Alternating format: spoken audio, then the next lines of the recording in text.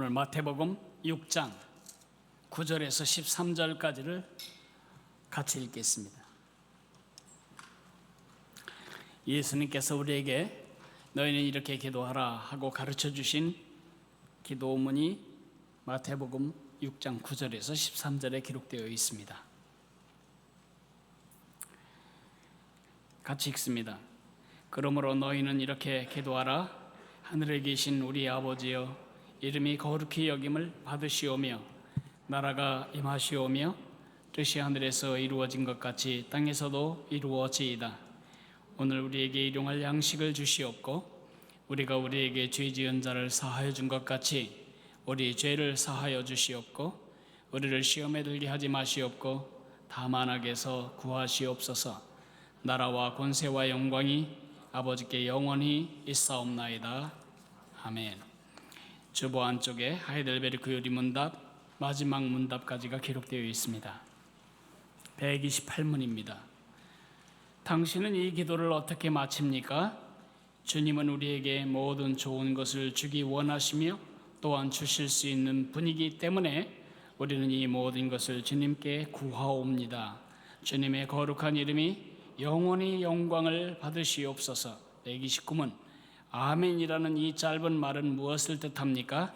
내가 하나님께 이런 것들을 소원하는 심정보다도 더 확실하게 하나님께서는 내 기도를 들으십니다. 아멘. 여러분은 58번에 걸쳐서 하이델베르크 요리 문답을 들으셨습니다. 이게 말이죠, 흰밥은 씹을 틈도 없이 목구멍으로 넘어가는데 현미밥은 그렇지 않습니다. 현미밥을 아이들이 싫어하는 이유는 너무 딱딱하고 거칠기 때문입니다. 그러나 몸에는 현미밥이 좋다는 것을 우리 모두가 알지요. 왜 하이델베르크 문답을 만들었을까요? 마르틴 루터가 종교개혁을 이룬 뒤에 약 50년 동안이 지나갔는데도 이 독일 교회들이 신앙적으로 안정이 되지 않았습니다. 바른 믿음을 이해하지도 못했고 바른 믿음으로 살지도 못했고 바른 믿음을 그들의 자녀들에게 가르치지도 못했습니다. 개혁은 일어나는데 개혁적인 삶이 이루어지지 않는 것입니다. 몸에 밴 뼛속까지 깊이 스며든 로만 캐톨릭의 의식과 그 교리가 이들의 생각을 사로잡고 있는데 이것을 깨질 못하고 종교개혁을 맞은 신교도들이 바른 믿음을 살지도 바른 믿음을 다음 세대에 이어지지도 못함을 안타깝게 여긴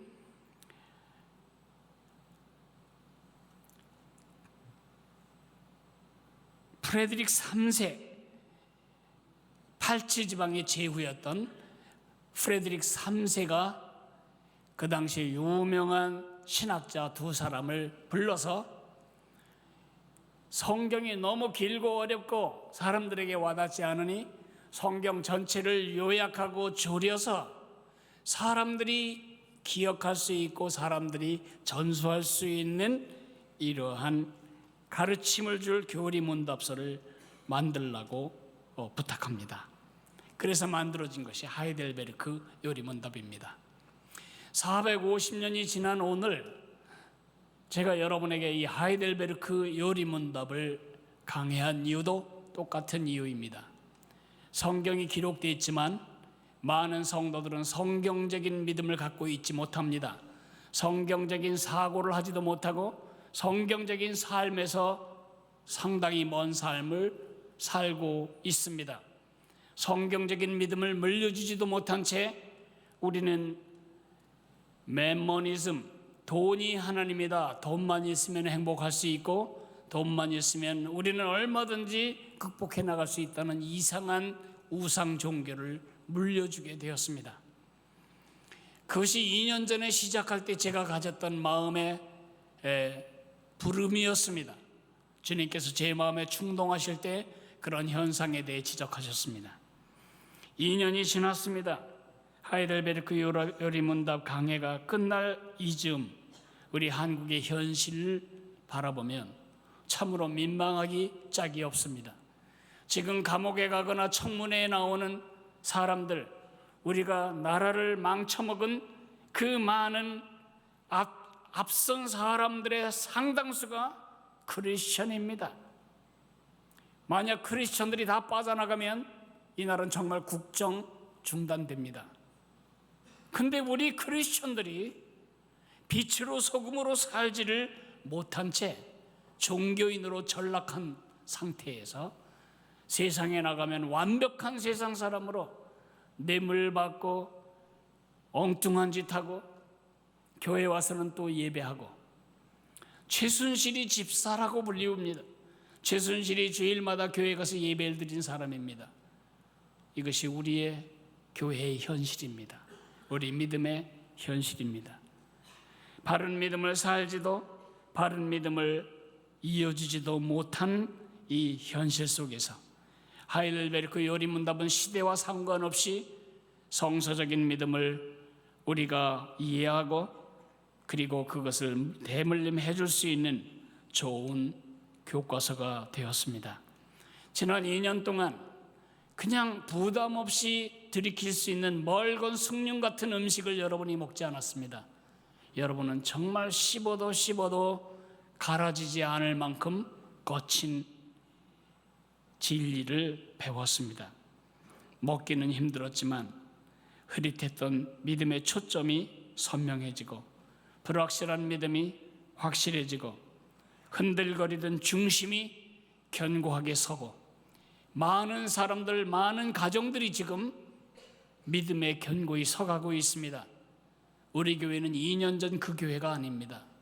2년 전 그 성도들이 아닙니다. 많은 성도들이 삶이, 생각이 성경적인 기준에 의해서 지금 교정되어 가고 있습니다. 오늘 그 마지막 시간입니다. 주기도문의 송영이라고 불리우는 마지막 부분을 제가 한번 읽어드릴까요?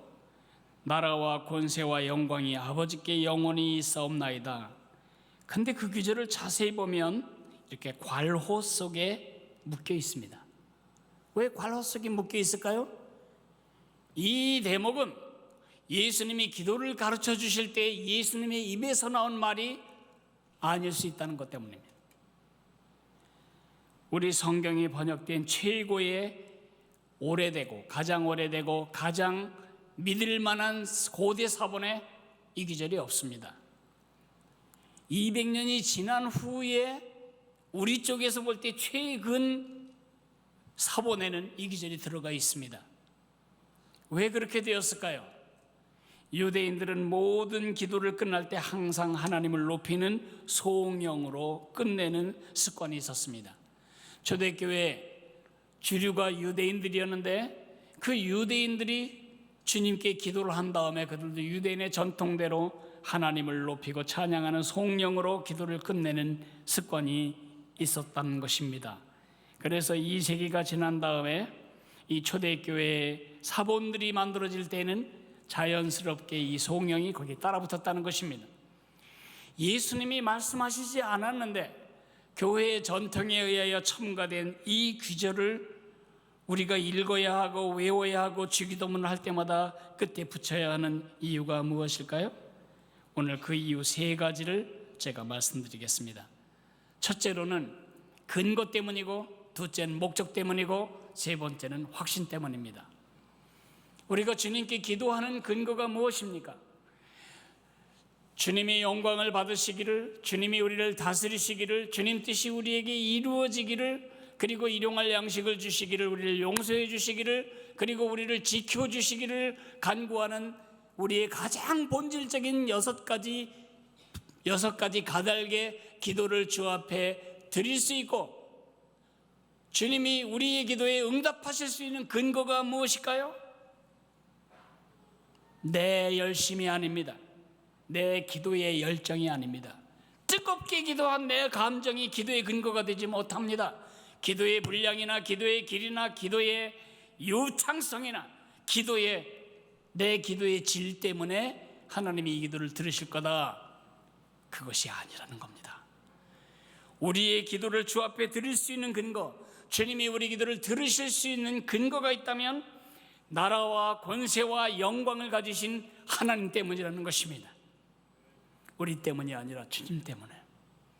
그 나라와 권세와 영광의 소유주께서 우리 아버지이시기 때문에 그는 우리의 기도를 들으실 수 있을 뿐만 아니라 들어주기를 기뻐하시는 하나님이시라는 것입니다. 그것이 우리 기도의 근거입니다. 여러분이 기도를 중단했다면 틀림없이 이런 식으로 기도하는 걸 하나님이 들으시겠냐?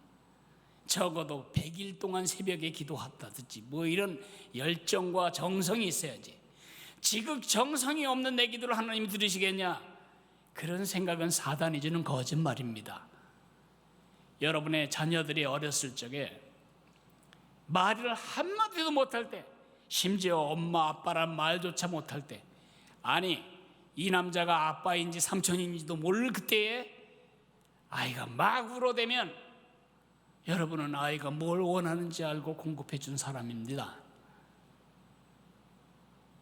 그 아이가 말을 잘했거나 정확한 요구 조건으로 여러분에게 청구했기 때문이 아니라 여러분이 그 아이의 아빠, 엄마라는 사실 때문에 울기만 해도 기저귀 갈아줬고, 울기만 해도 젖줬고, 울기만 해도 병원에 데려갔습니다. 우리 하나님이 그런 분이십니다. 우리 기도가 주 앞에 상달되는 근거, 주님이 우리의 기도에 응답하시는 근거, 그 딱 한 가지 근거는 나라와 권세와 영광을 영원토록 소유하신 그 하나님이 우리 기도에 응답하실 수 있고 응답하기를 기뻐하신다는 사실입니다. 그래서 송영을 반드시 해야 합니다. 기도는 다 해놓고 마지막 부분을 하지 않는다면 어떤 일이 벌어질까요? 오늘 기분이 굉장히 꿉꿉해서 기도가 턱턱 막혔는데 응답이 안 되겠구나. 내 기도의 질에 따라서 기도 자리를 힘없이 떠나게 됩니다. 우리 기도의 근거는 우리가 아니라 하나님이십니다. 다윗이 그렇게 확신에 찬 삶을 살 수 있었던 근거는 확신에 찬 기도 때문이었고, 그 기도가 확신에 찼던 것은 그 기도의 뿌리가 나라와 권세와 영광을 한 손에 주신 창조주 하나님이시라는 사실 때문이었습니다.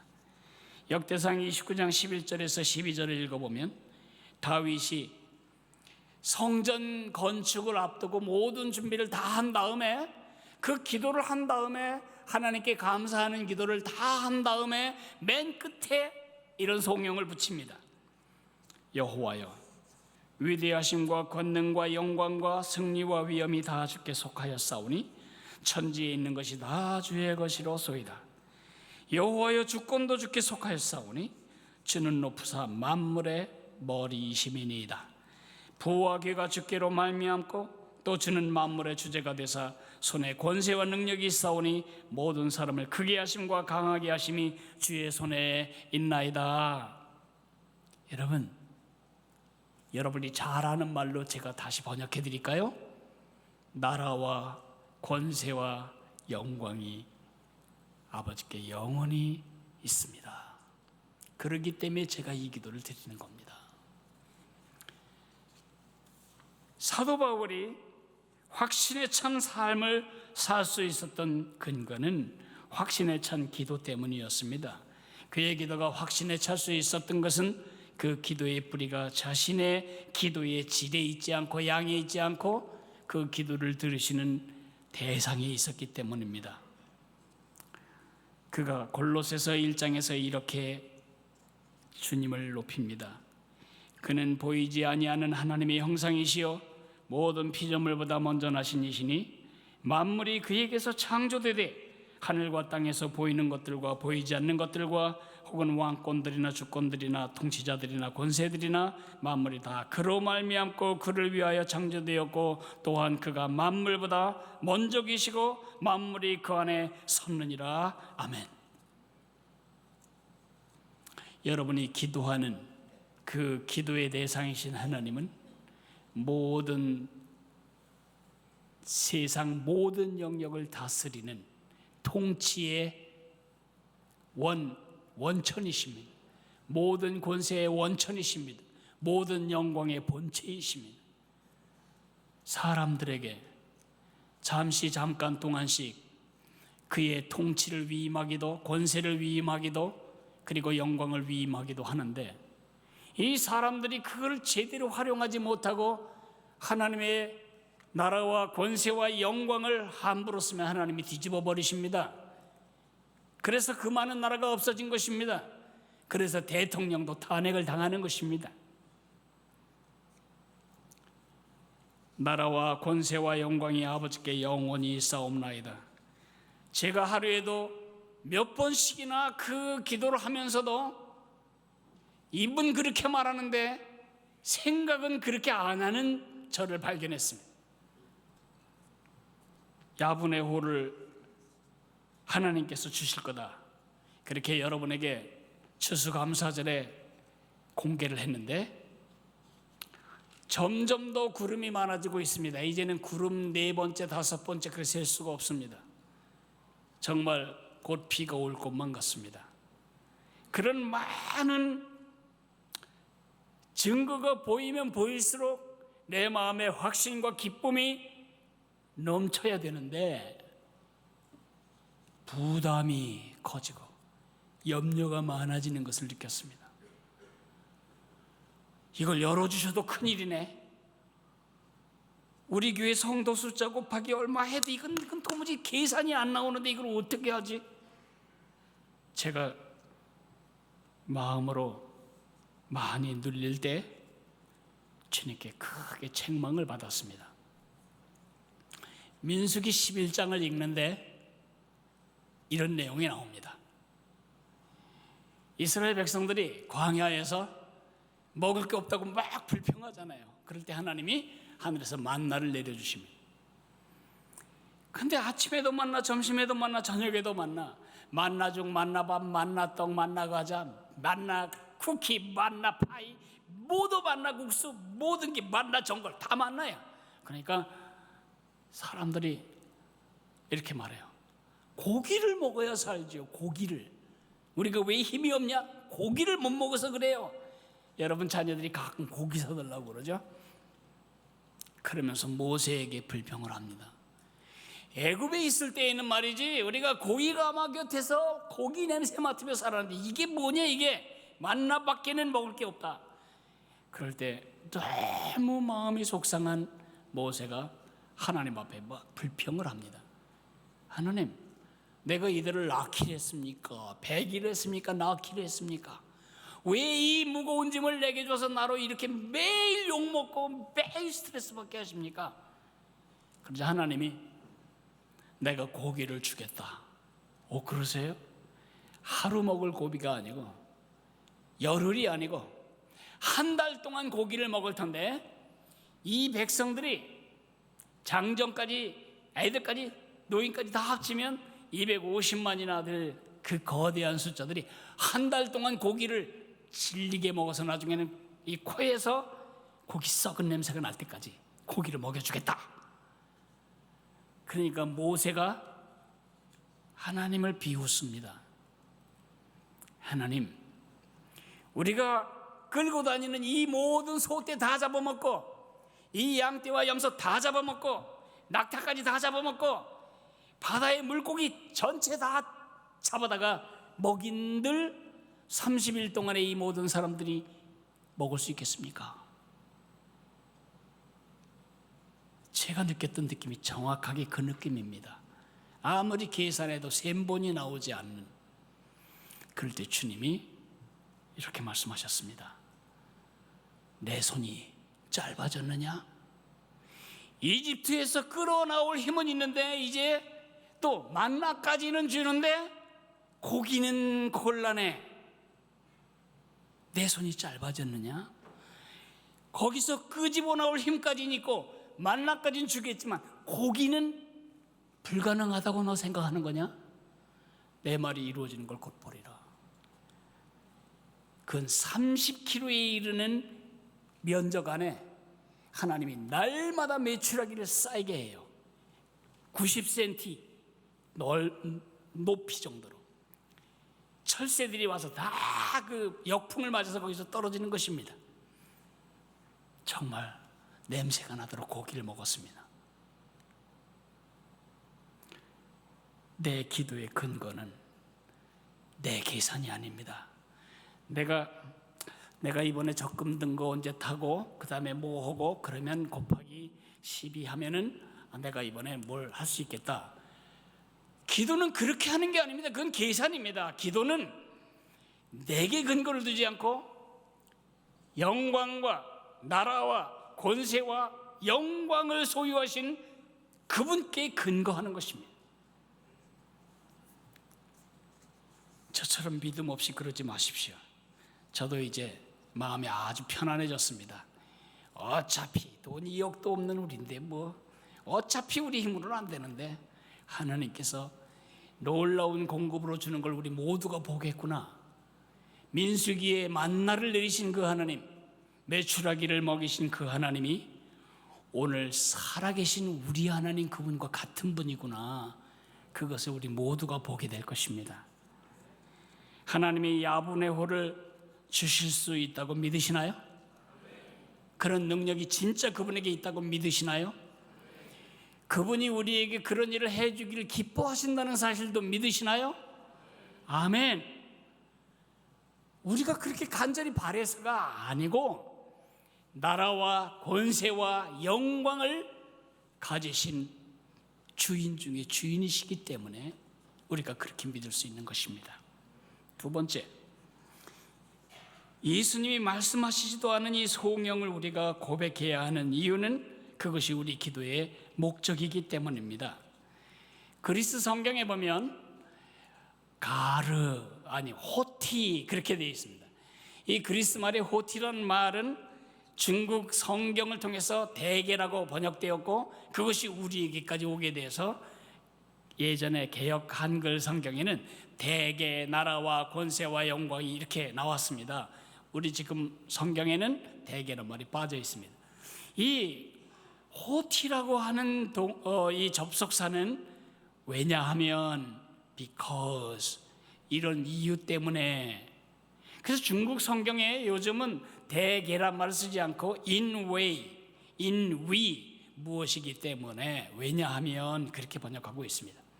그러니까 우리가 주님께 영광을 돌리기를, 그리고 주님이 다스리시기를, 그리고 주님 뜻이 이루어지기를, 일용할 양식을 주시기를, 용서해 주시기를, 지켜주시기를 기도한 기도의 목적이 뭐냐고? 내가 아니고 하나님의 나라와 하나님의 권세와 하나님의 영광이 드러나기를 위해서라는 것입니다. 우리에게는 불치의 자기중심성, 이기심이 있습니다. 어떻게든 힘이 생기거나 어떻게든 기회가 되면 어떻게든 이걸 활용해서 나를 높이고 나를 돋보이게 하고 내 중심이 되게 하고 나 중심으로 내 주변의 세상이 돌아가게 만들고 내가 원하는 방식으로 되기를 원하고 내가 원하는 것을 갖기를 원하고 내가 인기를 받고 영광을 받고 칭찬을 받고 인정받고 높임받고, 우리 모두가 치료되지 않을 이 악한 본성을 갖고 있습니다.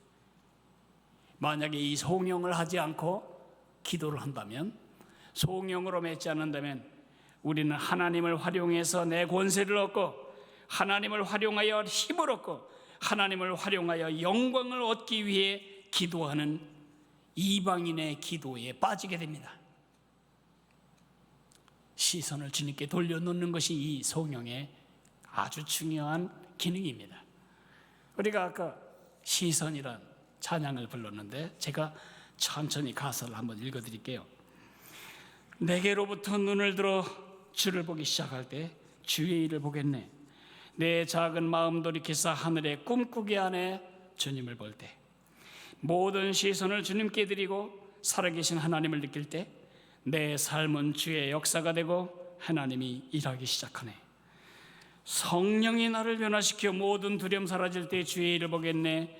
황폐한 땅 한가운데서 주님 마음 알게 되리. 주님을 볼 때 모든 시선을 주님께 드리고 전능하신 하나님을 느낄 때 세상은 주의 나라가 되고 하나님이 일하시기 시작하네. 그저께 박근혜 대통령이 탄핵을 당하는 것을 제가 끝까지 다 지켜봤습니다. 마음이 얼마나 힘든지, 탄핵을 외쳤던 야당 의원들도 얼굴들이 다 굳어가지고 있습니다. 누구 한 사람 거기서 해피한 사람은 없었습니다. 이것은 우리의 수치이고 그리고 불안이고 분노입니다. 그래서 우리나라에 새로운 연병 하나가 생겼는데 순실증이라고 합니다. 가만히 있어도 화가 나고, 가만히 있어도 배신감이 누르고, 그리고 어떻게 해야 되나 불안감이 넘치고, 우리나라가 썩어도 이렇게 썩은 줄 진짜 몰랐는데 이렇게밖에 안 되나? 우리가 뽑은 대통령이 이런 수준밖에 되지 않나? 중학교 1학년 여자애라도 그거보다 나을 판단을 할 것을 대통령이라는 사람이 무당의 점괘 따라서 이 나라를 끌어갔나, 이런 생각하면 너무 힘이 듭니다. 그러나 여러분, 시선을 거기서 떼십시오. 시선을 하나님께로 돌리십시오. 그런 순간 이것은 정말 천년에 한 번 있을까 말까한 기회입니다. 우리가 그동안 나라를 위해 기도하고 대통령을 위해 기도한 것이 이렇게 응답되었다는 것을 여러분 아십니까? 지금은 놓쳐서는 안 될 놀라운 기회를 우리가 받았습니다. 원래 사람은 다 부패하고 자기 중심적이기 때문에 그걸 아는 우리 선배들이 한 나라를 다스릴 때에 왕의 손안에 다 들어가면 안 된다. 왕의 손안에 행정도, 법도, 그 판결도, 그리고 돈도, 그리고 언론도 들어가면 안 된다. 그렇게 왕이 다 쥐고 있었어요. 그러자 삼권분립, 행정과 입법과 사법이 완전히 독립되어서 서로를 견제하고 보완하면서 부패되지 않도록 막았던 것이 우리 민주주의의 아주 중요한 원칙인데, 우리 대한민국은 어떻게 되었는가? 삼권분립이란 말은 중학교 교과서에는 나오지만 실상은 그러지 않았습니다. 5권 통합입니다. 5개 권리가 하나로 통합되어 있습니다. 대통령하고 의회가 통합되고 유착되고, 대통령과 기업이 유착되고, 대통령과 검찰이 유착되고, 대통령과 언론이 유착되고, 서로 자기가 의도한 이익을 나눠 먹으면서 이렇게 똘똘 하나가 됐었는데, 우리 기도를 들으시고 하나님께서 지금 끊어놓고 계십니다. 대통령과 검찰을 끊어놓으셨습니다. 대통령과 의회를 끊어놓으셨습니다. 대통령과 재벌을 끊어놓으시고 대통령과 언론을 끊어놓으셨습니다. 우린 진짜 지금 새로운 나라를 만들 기회가 되었습니다. 기도하셔야 할 것은 이 분리가, 5권 분리가 정확하게 일어나도록 날마다 기도하셔야 합니다. 그게 나라를 위해 기도하는 바른 기도입니다. 또 한 가지, 저는 교육학자로서 초등학교 때부터 민주주의 100번 배워도 절대 이해 못합니다. 이번 기회에 민주의식, 주권의식, 비판의식, 책임의식, 질서의식, 시민의식, 교과서로 절대 배울 수 없는 놀라운 시민교육이 지금 이루어지고 있습니다. 저는 이것에 대해서 날마다 하나님께 찬양하지 않을 수가 없습니다. 국격이 실추되고, 무역은 적자로 돌아서고, 경제는 점점 더 얼어붙는 큰 대가를 우리가 지불하고 있지만 이 월사금은, 이 수업료는 정말 복된 내일을 우리 자손들이 누리게 만들 정말 중요한 수업료일 거다. 저는 이렇게 믿습니다. 그것을 놓고도 기도하셔야 합니다. 그러니까 우리가 시선을 주님께 돌린다. 주님이 주님의 영광을 위하여 이 일을 이루실 거다. 그런 믿음의 기도가 필요한 것입니다. 이 송영을 해야 할 마지막 이유는 확신 때문입니다. 우리의 확신을 강화시켜 줍니다. 아멘이라는 말, 여러분이 히브리어를 배우지 않아서도 히브리 말을 하나 하고 계십니다. 아멘은 히브리어입니다. 굳게 하다, 확신하다, 그대로 이루어지기를 진실로 또는 참으로, 그런 뜻입니다.